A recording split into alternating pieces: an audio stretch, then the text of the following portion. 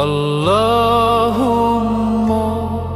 صل على سيدنا محمد وعلى آله وصحبه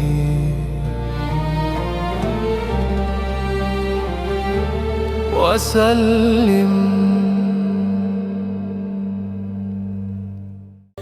آپ نے سرور عالم صلی اللہ علیہ وآلہ وسلم کے غار ثور میں 3 دن قیام کے اہم واقعات جانے. اس قسط میں ہم جبل ثور کے قریب واقع بطحہ قریش کے علاقے میں چلیں گے اور سفر ہجرت رسول صلی اللہ علیہ وآلہ وسلم کے اہم سنگ میل مسجد ذات نطاقین کی زیارت سے مشرف ہوں گے.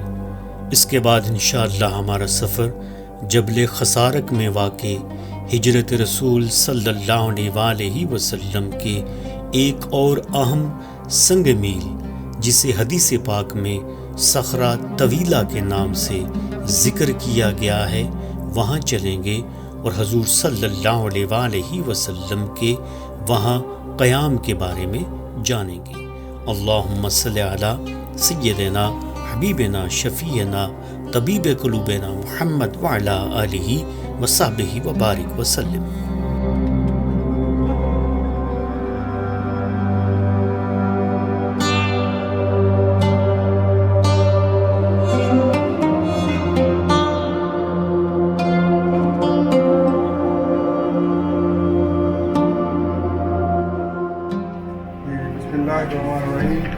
یہ بطحہ قریش کا علاقہ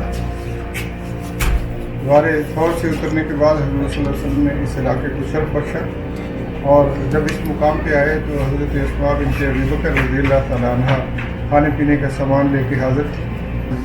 سواری تیار تھی اور وہ کھانے پینے کا سامان جو تھا جس بوری میں یا بیگ میں تھا اس کا منہ کھلا ہوا تھا. وہ گھر بھول آئی تھی رسی باندھنے کے لیے تو اپنی بیلٹ کو 2 حصوں میں چیر کے کر دیا. ایک سے بوری باندھ دی اور ایک اپنی کمر کے اوپر بیلٹ کے طور پہ باندھ لیا. تو حضور صلی اللہ علیہ وسلم نے خطاب دیا ذو نطاقین یا ذات نطاقین کا اور اس کو میمورائز کرنے کے لیے کمیموریٹ کرنے کے لیے یہ مسجد اسی جگہ کے اوپر آپ دیکھ رہے ہیں. ماشاءاللہ یہ طریقے ہجرہ کا ایک سنگ میل ہے. غار ثور کے بعد ہم اس وقت بطحہ قریش میں ہیں اور پھر وادی ارنا سے گزر کے ہم آگے جائیں گے.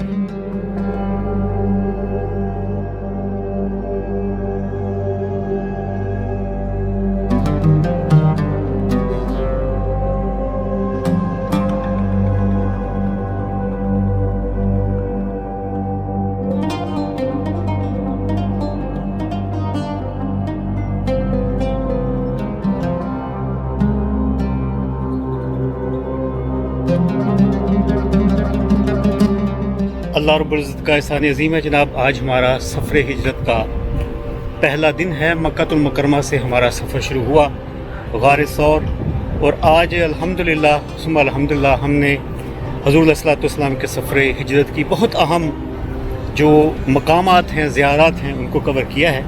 ابھی ہمارا قافلہ عشق و مستی جس میں تقریباً 20 افراد شامل ہیں. الحمدللہ ثم الحمدللہ جبل خسارک کی طرف ہمارا سفر شروع ہوگا اور اس پہاڑ کی کیا غرض و غایت ہے کیا اہمیت ہے انشاءاللہ وہاں پہنچ کے ہم آپ کی خدمت میں وہ تمام معاملات پیش کریں گے. ہجرت کے اس مقدس سفر میں مجھے یقین ہے کہ آپ شروع سے لے کر آخر تک اس فقیر کے ساتھ رہیں گے. اللہ آپ کو برکت عطا فرمائے اور انشاءاللہ اگلے مقام پہ آپ سے ملاقات ہوگی.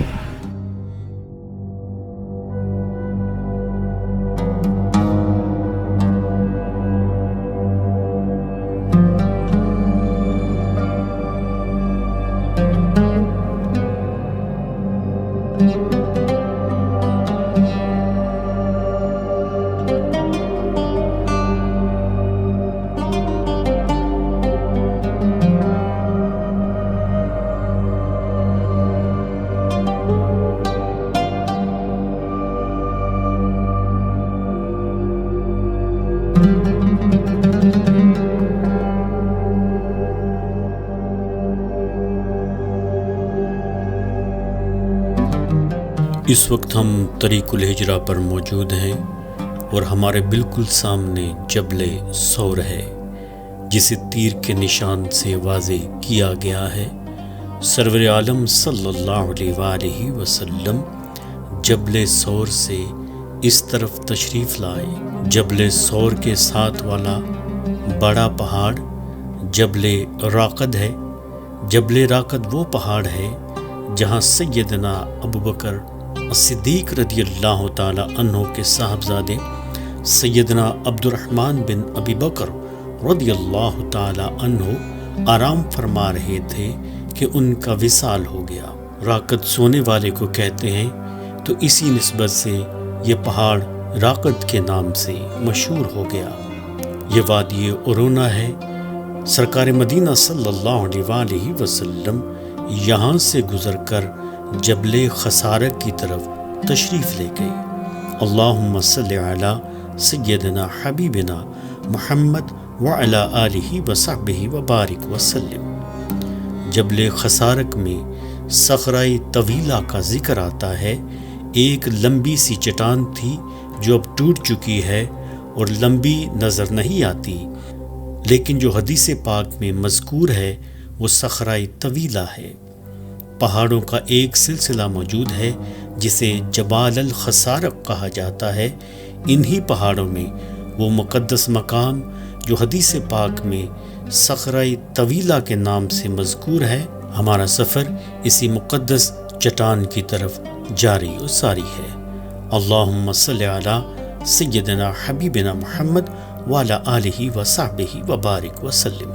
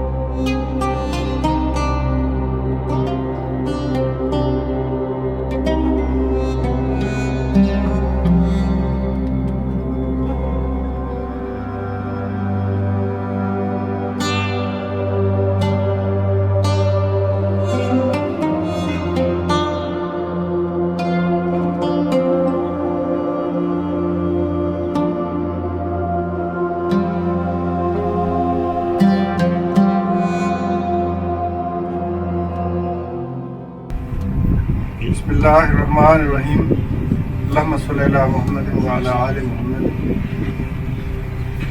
آج یہ سنگ میل ہجرت مصطفیٰ صلی اللہ علیہ وآلہ وسلم کا دوسرا پڑاؤ غار ثور کے بعد پہلا ہے۔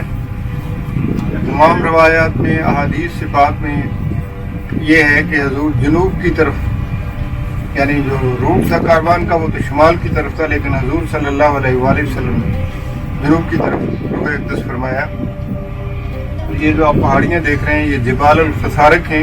ان میں سے ہوتے ہوئے وادی ارونا سے آقا صلی اللہ علیہ وآلہ وسلم یہاں تشریف لے کر آئے۔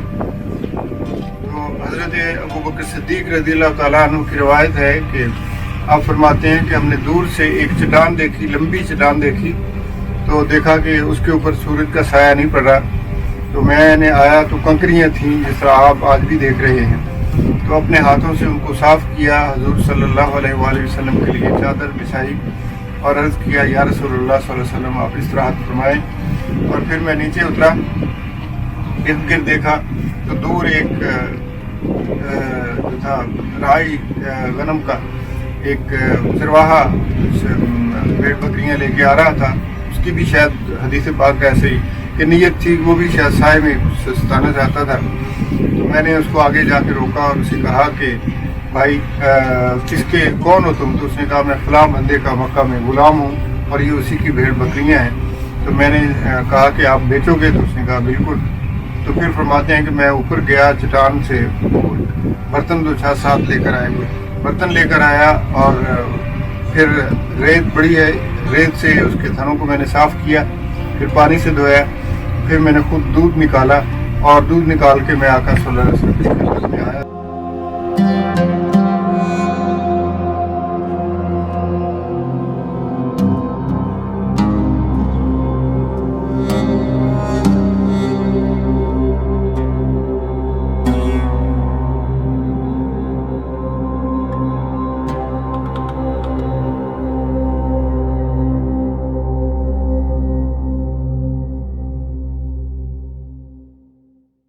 آپ جبال الخسارک میں اس مبارک چٹان کہ جس کا حدیث پاک میں صخرہ طویلہ کے نام سے ذکر کیا گیا ہے اور جس کے سائے میں جناب رسالت مآب صلی اللہ علیہ وآلہ وسلم نے ابتدائے سفر ہجرت میں تھوڑی دیر آرام فرمایا تھا۔ جناب سیدنا صدیق اکبر رضی اللہ تعالی عنہ اس چرواہے سے دودھ لینے کے بعد جناب رسول اللہ صلی اللہ علیہ وآلہ وسلم کی خدمت میں حاضر ہوئے اور جناب سیدنا صدیق اکبر رضی اللہ تعالی عنہ حضرت برا بن عازب رضی اللہ تعالی عنہ کی روایت کردہ حدیث پاک کے مطابق فرماتے ہیں کہ میں آقا کی خدمت میں حاضر ہوا اور مجھے اچھا نہیں لگا کہ میں جناب رسالت مآب صلی اللہ علیہ وآلہ وسلم کو بیدار کرتا۔ میں نے رسول اللہ صلی اللہ علیہ وآلہ وسلم کے بیدار ہونے کا انتظار کیا اور اسی اثناء میں نے برتن کے نچلے حصے پر پانی ڈالنا شروع کیا تاکہ دودھ ٹھنڈا ہو جائے۔ بیدار ہونے پر میں نے عرض کیا، یا رسول اللہ صلی اللہ علیہ وآلہ وسلم، یہ دودھ پیش خدمت ہے، آقا اسے نوش فرمائیے۔ جناب والا محمد مصطفیٰ صلی اللہ علیہ وآلہ وسلم نے دودھ پیا اور میں خوش ہو گیا۔ پھر جناب رسالت مآب صلی اللہ علیہ وآلہ وسلم نے فرمایا، کیا ابھی چلنے کا وقت نہیں ہوا؟ میں نے عرض کیا، جی یا رسول اللہ صلی اللہ علیہ وآلہ وسلم، وقت ہو گیا ہے۔ پھر جب سورج نیچے کو ڈھلا تو ہم سفر پر چل پڑے۔ اللہم صلی علی سیدنا محمد وعلی آلہ وصحبہ